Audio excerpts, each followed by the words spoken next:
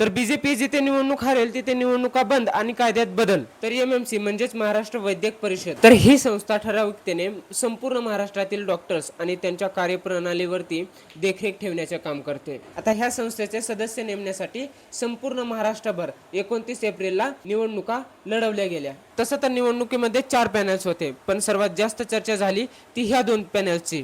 IMA MMC panel हा मुख्यतः doctors आणि एमएमसीच्या फॉर्मर सदस्यांचा गट होता, आणि दुसरा म्हणजे ऑफिशियल IMA MMC पॅनल.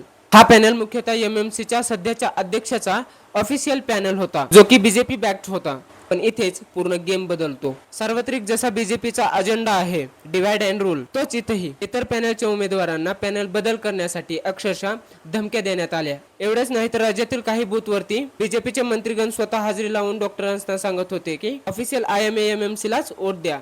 पण एवढे करूनही काही उपयोग नाही झाला. शेवटी ऑफिशियल IMA MMC पॅनल धडमदिशी हारला. पण सरकार इथेच नाही थांबत. वैद्यकीय शिक्षण आणि संशोधन विभागामार्फत थेट समिती स्थापन करण्यात आली. त्यानंतर 1965च्या MMC ऍक्ट मध्ये सुधारणा घडवण्यात आली आणि इलेक्शनच्या ऐवजी नॉमिनेशनची तरतूद करण्यात आली. बघितलं, 2 झटक्यात कायदा बदल. ह्या गोष्टी तुम्हाला इतरत्र कोणी सांगणार नाही, म्हणून व्हिडिओला लाईक आणि चॅनलला सबस्क्राईब नक्की करा.